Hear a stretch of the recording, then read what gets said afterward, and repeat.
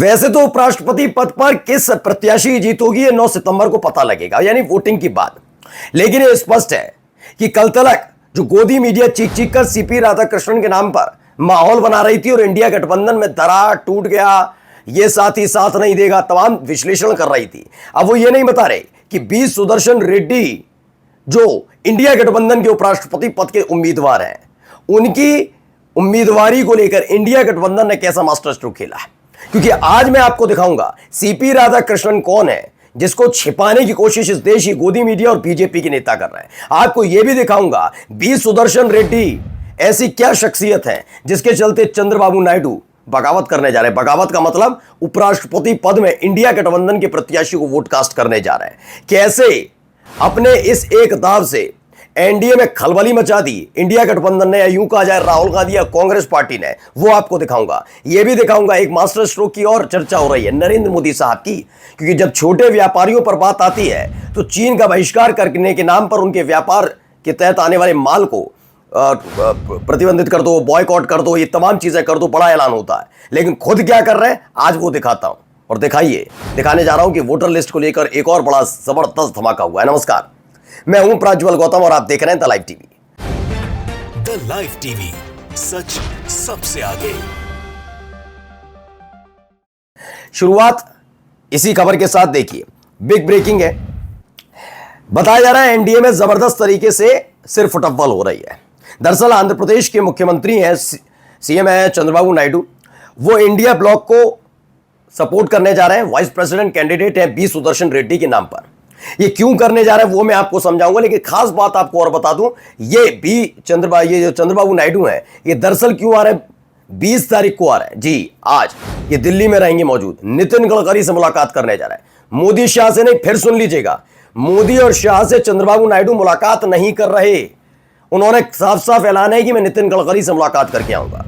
और इन सब के बीच खबर यह है कि इंडिया ब्लॉक के बी सुदर्शन रेड्डी के बाद, ऐलान के बाद, वो पूरी तरह से तैयार है इंडिया ब्लॉक के साथ। क्यों है मैं भी आपको समझाता हूं। सबसे पहले यह समझिए हुआ क्या। दीपक शर्मा ने लिखा, विपक्ष ने खेल तो फंसा दिया, उपराष्ट्रपति का चुनाव पर्दे के पीछे गुजरात लॉबी बनाम तेलुगु लॉबी हो गया है। नायडू बाबू असमंजस में है क्योंकि विपक्ष के उम्मीदवार जस्टिस रेड्डी उनके पुराने परिचित हैं। सुनिए, राज्यसभा में 7 वोट वाले जगनमोहन रेड्डी जो तटस्थ रहना चाहते हैं अब दुविधा में। केसीआर जिनके पास राज्यसभा में 4 वोट हैं, वे जस्टिस रेड्डी के साथ जा सकते हैं। कुल मिलाकर तेलुगु के सवाल पर इन तीनों नेताओं पर क्षत्रिय राजनीति का दबाव है। अब आप सोचिए 16 और 4 कितने हुए। 16 और 4 अगर आप लगाएंगे तो ये हो जाते हैं 24, ठीक है ना। 23 और 4 जो केसीआर के भी मिला लिया जाए 27, और 22 वोट डीएमके के। यानी ये कह रहे थे कि सीपी राधाकृष्णन का जैसे नाम का ऐलान हुआ कि 22 वोटों वाली, 22 सांसदों वाली डीएमके टूट जाएगी, इंडिया गठबंधन को छोड़ेगी और एनडीए के उम्मीदवार सीपी राधाकृष्णन को वोट कास्ट करेगी। लेकिन इन 28 वोटों को कैसे, 28 वोटों को कैसे बचाओगे? जरा इस बारे में कभी सोचा है? नहीं, इस बारे में नहीं सोचा। सोचा है 27 वोटों में 2 और वोट में ला लीजिए जनसेना पार्टी के पवन कल्याण के, क्योंकि वो भी आंध्र प्रदेश से आते हैं।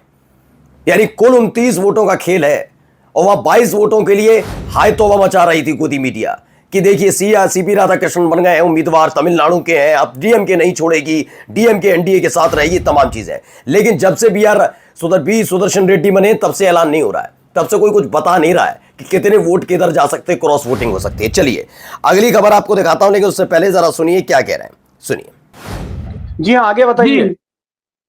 तो उसके बाद में जब उनको कैसे राष्ट्र का विभाजन हुआ तो उन्हें समझा, चंद्रबाबू नायडू को नजर आया कि तेलंगाना के सांसदों पर अपना अगर कब्जा रखना है तो अपने आदमी को वहां रखना है।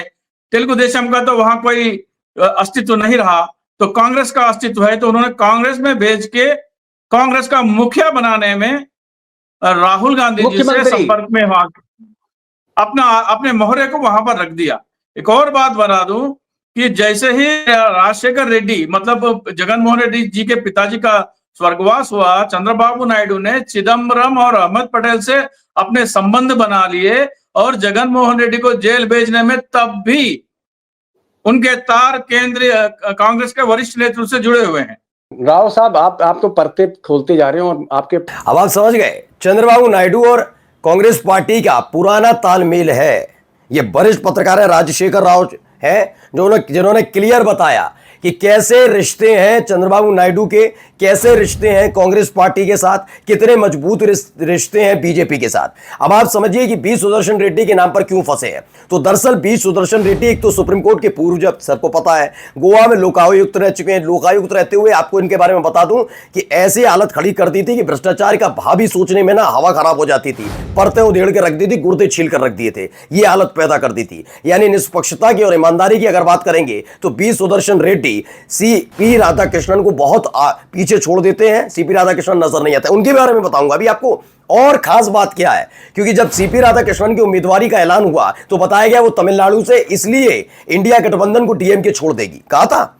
लेकिन यह किसी ने बताया कि आंध्र प्रदेश से ताल्लुक रखते हैं B Sudarshan Reddy India block के, यानी चंद्रबाबू नायडू, यानी कि केसीआर, यानी कि आपके जगनमोहन रेड्डी, सबको साथ आना पड़ेगा।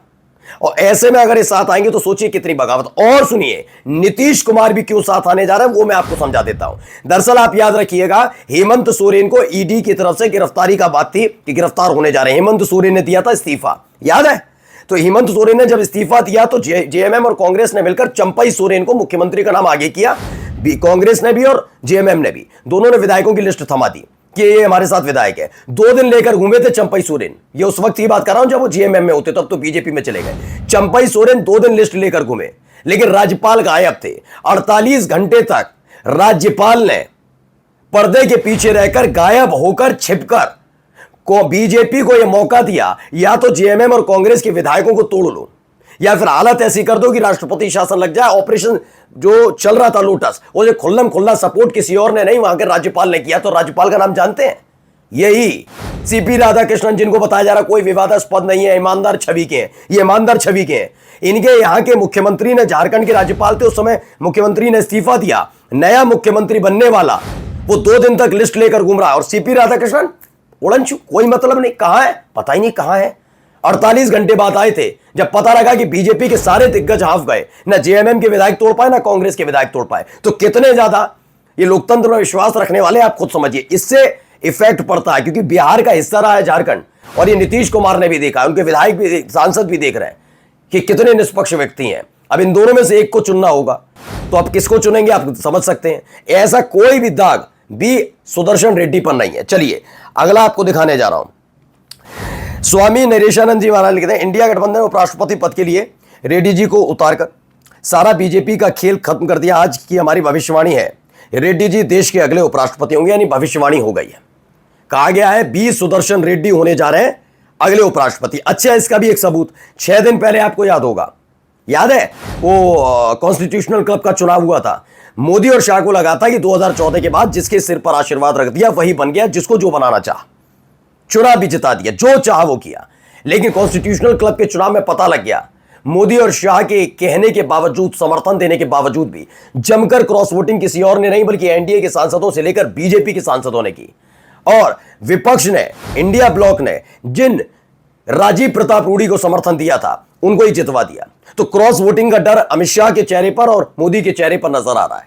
क्योंकि खास बात यह है कि उपराष्ट्रपति का जो चुनाव होता है पद का, उसमें कोई भी पार्टी, चाहे बीजेपी हो, कांग्रेस हो, सपा हो, टीएमसी हो, कोई सी पार्टी हो, डीएमके हो, टीडीपी हो, कोई सी भी हो, वो ये नहीं कह सकती, वेब जारी नहीं कर सकती, वो ये नहीं कह सकती कि किसी को वोट कास्ट करना है। और सीक्रेट वोटिंग होती है, यानी गुप्त मतदान। इसे मोदी शाह पता भी नहीं कर पाएंगे कि किस किस सांसद ने क्रॉस वोटिंग कर ली, क्योंकि इनको बहुत मजा आता है सबक सिखाने में कि जिसने आलोचना की, जिसने इनके खिलाफ वोट डाला, उसको सबक सिखाया, तो सबक भी नहीं सिखा पाएंगे। तो सीक्रेट वोटिंग होती है। तो एक कुल मिलाकर इसीलिए फंसे हुए कि कौन कौन सा सांसद है पता नहीं, छोड़कर चला जाए। वही इंडिया गठबंधन का मास्टर स्ट्रोक है, नायडू जी अब उलझन में, साख बचाए या सत्ता। खैर ये बात नहीं मानता, साख बचाए या सत्ता वाली कहानी नहीं है, क्योंकि चंद्रबाबू नायडू के साथ एक बहुत स्पेशल बात है। आंध्र प्रदेश में और लोकसभा के चुनाव एक साथ हुए थे।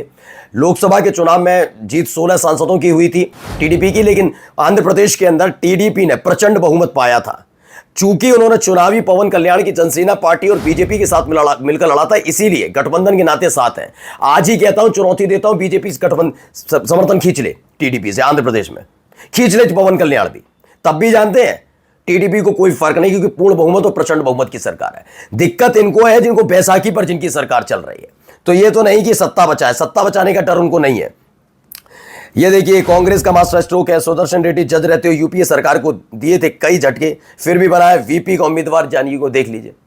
सोचिए बी सुदर्शन रेड्डी जब जज थे सुप्रीम कोर्ट के, तब यूपीए के खिलाफ ही कई मामले दिए, सुनवाई हुई थी। अब सोचिए उसके बावजूद ये कहते हैं ना कि नहीं, याद करो कि एक बार ऐसा हुआ था कि एक वो बहुत बड़े अधिकारी थे, उन अधिकारी को चुनाव लड़वाता। देख लो, बी सुदर्शन रेड्डी ने यूपीए के खिलाफ जज रहते हुए कई मामले सुने और उन पर फैसला दिया, लेकिन इसको दिल पर नहीं लिया, क्योंकि इसे लोकतंत्र जिंदा रहने वाले मसले कहते हैं। पूछते हो ना बहुत लोग कि कांग्रेस ने तो लोकतंत्र की हत्या की, संविधान की हत्या की। देख लो, ऐसा नहीं किया कि बीजेपी के प्रवक्ता को बॉम्बे हाईकोर्ट का जज बना दिया। कौन बना रहा आप देख लो। ऐसा नहीं किया कि बीजेपी के नेता को रिटर्निंग ऑफिसर बनवा दिया और उससे धांधली करवाई हो। ऐसा नहीं किया ना, लेकिन ये किया। ऐसा नहीं किया कि अपने लाडले को बीसीसीआई फिर आईसीसी का अध्यक्ष बनवा दिया हो, लेकिन किया ना। ये सारी चीजें आगे देखिए, इनको जरा सुनिए। धर्मेंद्र यादव है, अखिलेश यादव के भाई हैं, भतीजे हैं, क्या कह रहे हैं उनके परिवार से। साफ कीजिए, क्योंकि दर्शकों को भी जानना जरूरी है कहां से सुदर्शन रेड्डी साहब का नाम आया, बैठक में क्या हुआ। देखिए, सुदर्शन रेड्डी साहब बहुत शानदार व्यक्तित्व के धनी, हाई कोर्ट के जज रहे, हाई कोर्ट के चीफ जस्टिस रहे, सर्वोच्च न्यायालय में जस्टिस रहे, और उनका जो एज जज जो ब्राइट कैरियर रहा है, जिस तरह के फैसले उन्होंने दिए हैं वो किसी से छुपे नहीं, देशवासियों से। और मुझे खुशी है हमारे नेता आदरणीय अखिलेश यादव जी ने, कांग्रेस के लीडर्स ने और हमारे इंडिया अलायंस के सारे दलों के नेताओं ने, तो सभी खुश हैं। उनको मालूम है कि फैसले कई बार यूपीए के खिलाफ भी आए, लेकिन उन्होंने कहा इससे कोई फर्क नहीं पड़ता, इसे लोकतंत्र जिंदा रखा। तो ऐसा ही उपराष्ट्रपति चाहिए, रीढ़ की हड्डी को 90 डिग्री तक घुमाकर या 70-75 डिग्री तक घुमाकर नमस्कार करने वाला नहीं चाहिए। आइए, वोट चोरी पर मध्य प्रदेश के नेता विपक्ष हैं उमंग सिंगार ने प्रेस वार्ता कर दी। कई डेटा उन्होंने सामने रखे हैं। ये डेटा एक बार एक नज़र देखते चलिए। 2 महीने में 16 लाख से ज़्यादा मतदाता बढ़े, ऐसा दावा है। 2 महीने में मतदाताओं की संख्या में वृद्धि बनाम नतीजों का अंतर दिखाया गया है कि कैसे कैसे मतदाता बढ़ते गए और नतीजे कैसे बदलते गए। ये तमाम चीज़ें उन्होंने इसमें दिखाई है। ये 4 उन्होंने स्क्रीनशॉट रखे। इसके 8.5 लाख नकली वोटरों को हटाने का आदेश है, कागजों तक सीमित रहा, ये तमाम चीज़। तो उसमें बताया चुनावी साल 2023 में मध्य प्रदेश में 34 लाख नाम जोड़े गए। आखिर के 2 महीने में हर रोज 26,000 वोट जोड़े गए, टोटल 16 लाख वोट जोड़े गए। 2018 में चुनाव में भाजपा को कांग्रेस से 1% से ज्यादा वोट मिले थे, लेकिन 2023 में ये बढ़कर 8 से 9% हो गए। उन्होंने आरोप लगाया कि मध्य प्रदेश में लगभग 8 से 9% वोट की चोरी हुई। 35 ऐसी सीटें जहां जीत का फासला कम है, वहां उससे ज्यादा वोट जोड़े गए। उमंग सिंगार राहुल गांधी के नक्शे कदम पर एमपी में वोट चोरी को उजागर करना है, ये एक दावा किया गया। तो वहीं देखिए, एक ये भी निकल कर आए, सुनिए। ये भी कहना है, राहुल गांधी की मैं बात कर रहा हूं, थोड़ी देर पहले उन्होंने कहा है क्यों उन्हीं से शपथ पत्र सिर्फ मांगा जा रहा है, दूसरे लोग, दूसरी पार्टी के लोग जो सवाल कर रहे हैं उनसे क्यों नहीं। आगे बढ़े, आगे बढ़े। बस कौन है वो दूसरा? वो है मोदी जी के लाडले मंत्री अनुराग ठाकुर। उन्होंने भी ऐसे आरोप लगाए थे, लेकिन इस आदमी की हिम्मत नहीं हो पाई और अपने आप को निष्पक्ष कहते हैं। क्या निष्पक्षता की तो बात ही नहीं करनी चाहिए इस आदमी। अब देखिए, एक मास्टर स्ट्रोक और देख लीजिए। ये मास्टर स्ट्रोक है। ये मुलाकात कर लेते हैं चीन के नेताओं से, चीन के विदेश मंत्री से, सबसे। As per the sources TikTok will unbanned in India within the next 15 days. बताया गया है, सोर्स बता रहे हैं टिकटॉक जल्दी अनबैंड होने वाला है, वरना बैन हटने जा रहा है इंडिया में अगले 15 दिनों में। मोदी वक्त कह रहे हैं देशभक्ति is over, time for Chinese दलाली। अब बिल्कुल सही बात है ना। अब आप जब चाहते हैं तब बैन लगा देते हैं, फिर आपको जरूरत आपको पड़ती है। मतलब देश को तो हमेशा जरूरत पड़ती रहनी चाहिए, तो देश को या तो पूरी तरह से बैन या फिर साथ ये होना चाहिए। लेकिन ये कहते हैं नहीं, आज हमारा मन कर रहा है बैन कर दो। देशभक्ति देशभक्ति, ये बात नहीं है सिर्फ टिकटॉक से। टिकटॉक के अलावा आप देखिए कितनी चाइनीज सामान आते हैं जिसको हमारे देश के नागरिकों ने देशभक्ति के लिए पूरी तरह से बॉयकॉट कर दिया। लेकिन सरकार को फर्क पड़ता है? नहीं, सरकार को फर्क नहीं पड़ता। वाह मोदी जी वाह, क्या मास्टर स्ट्रोक मारा। अभी तो हमारे सैनिकों और पहलगाम में शहीद हुए भाइयों की चिता भी ठंडी नहीं हुई और आपने उसी चीन को बाप बना लिया, और जो खोल के हमसे लड़ रहा है। कुछ तो शर्म करो। बिल्कुल सवाल लोग अब पूछने लगे। नमस्कार। द लाइव टीवी, सच सबसे आगे।